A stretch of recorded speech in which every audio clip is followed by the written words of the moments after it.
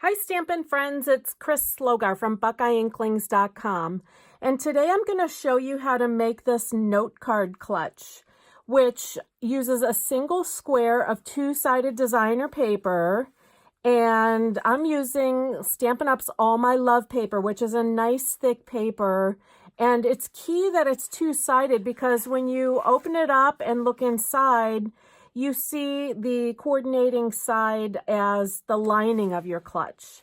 So I have inside the clutch these 3.5 by 5-inch note cards. They were just stamped with the coordinating stamp set for this paper. It's called Forever Lovely. But the important thing is that they are 3.5 by 5. We're not going to make the note cards, but that is what fits inside this clutch. So you can make whatever note cards you want and modify, like the theme could be with any paper that you have to make this project. So lots of possibilities there.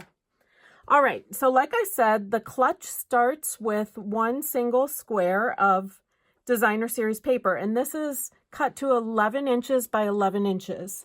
If you have paper with a direction, put that on your board right side up first, okay? So you see these flowers, they kind of all point up. So we want to keep that in mind when we make our clutch. So it's not like, the flowers are all sideways on the clutch. Okay, so I'm going to have those pointing up, and I'm going to score at 2 3/4 and 8 1/4 on that side. All right, now, when we rotate, you can rotate either way. It doesn't matter for the direction of your paper because what we're going to score is the same distance from either side. So you're not going to have to take that direction into account. And when you turn it, you're going to score at 2 3/4, 3 1/2, 7 1/2, and 8 1/4. Okay, so those pairs of score lines come in equidistant from what I would say is the top and the bottom. So you don't have to worry about that. All right, once you have those score lines, go ahead and go around and burnish on all of them to get get that paper ready to make your project. If you find that your paper is cracking, because some of these are so thick, you get a little cracking, work those thick papers in both directions before you push down hard with your bone folder, okay? So like that, and then press it down. But it's nice to have the thick paper for this. All right, and I want to make sure, oh, this one turned out pretty good. Sometimes you might have a case where these don't come together perfectly. You sort of want to force them to come together and meet in the middle nicely.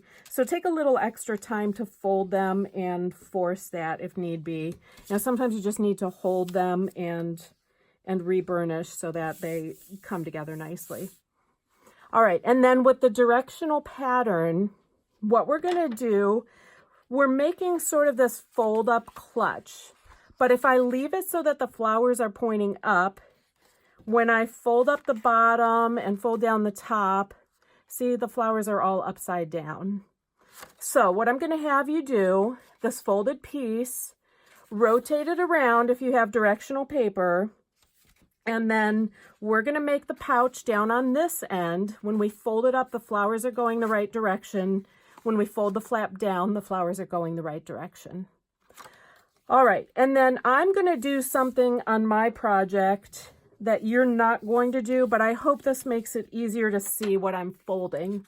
I'm going to take a Sharpie and identify these score lines so that you can see better what we need to fold together, because we have to take this from a 2D item to a 3D item, right? So I'm going to just mark along these score lines and make some right angles that will be important for our folding. You're not going to do this on yours. I'm just doing it here so that you can see what I'm getting at when I tell you to fold things together.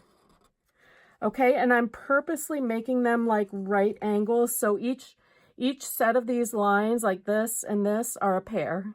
All right, and you'll see what happens. All right, so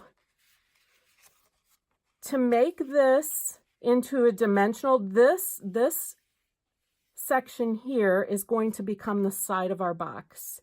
And to make that happen, we are going to take this score line and force it to meet this score line. All right, so I'm gonna kind of put my finger in there. That's the point where there needs to be like an angle, and see how I'm forcing that score line to come down and meet the other one. So those are two score lines that were a pair, and I'm bringing them together like so. And then on the inside, hold on, once I get this nice and smooth, I'll show you better.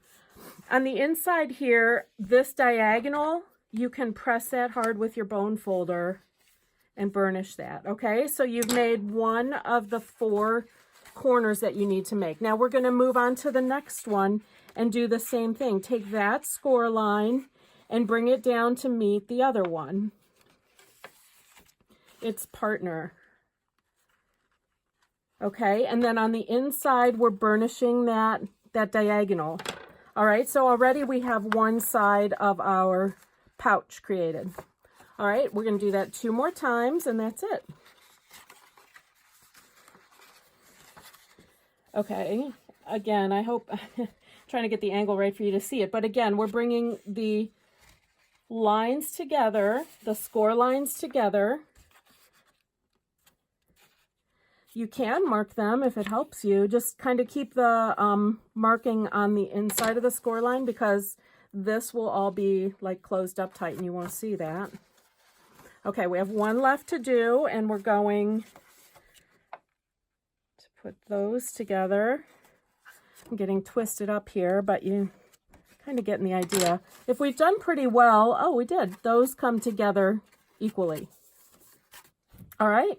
So already we've got the pouch. This longer end is going to be the flap. We could go ahead and burnish that while we've got this all spread out. Okay, and then we just have to adhere things together so that it stays like nice and boxy. All right, so to do that, I'm going to open this all up, and we want to glue this flap down to the back, and the same on the other side. So what you're going to do, I like to use my Tombow glue for this. Stopping before you get to this diagonal, you're going to apply adhesive to that section. Okay, do not go beyond that diagonal. I'm going to do that on the other side as well. Again, paying attention to that diagonal. And then on the front as well. Okay, we know this and this need to connect. So we're going to apply adhesive there. And then on the other opposite side, there as well. We're just stopping short of the diagonal on both sides there. And of course we did there. Then once you have all the glue in place, you can just fold this down and hold it for a second. Let that all set up. While we're at it, on our end flap here, while this is drying, I'm going to pull in my envelope punch board.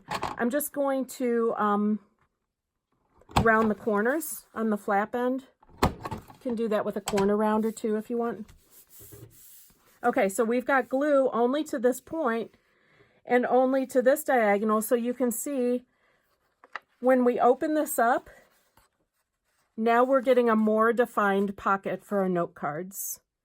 All right, now I also like to add adhesive so that this portion stays flat to the back side, and the same on the other side, and so that these stay tight to the front.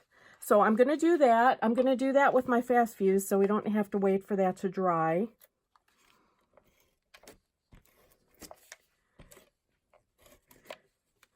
And you might have to, you might have to move it to make sure you're putting the adhesive in the right place. You can always check that by seeing how the construction is supposed to be in the end. Okay, so I'm pushing the inside of that lining down to the back, and the inside of the lining down to the front here. Guess I can. All right. Okay, so my Sharpie does show just a little bit. So if you're going to use the Sharpie, keep it inside more. All right, but right there we have the clutch. And then all I'm going to do is add the note cards and tie it up. See, we've got this nice pocket then for the note cards. I've got 4 note cards and 4 envelopes. And I've got about 28 inches of ribbon here. This is the lovely lipstick ribbon that goes with this suite. Like I said, I hope you'll see all of the different possibilities. I just try to tie that real tight at first because I know when I go to finish the bow here, it's going to loosen up a little bit. All right.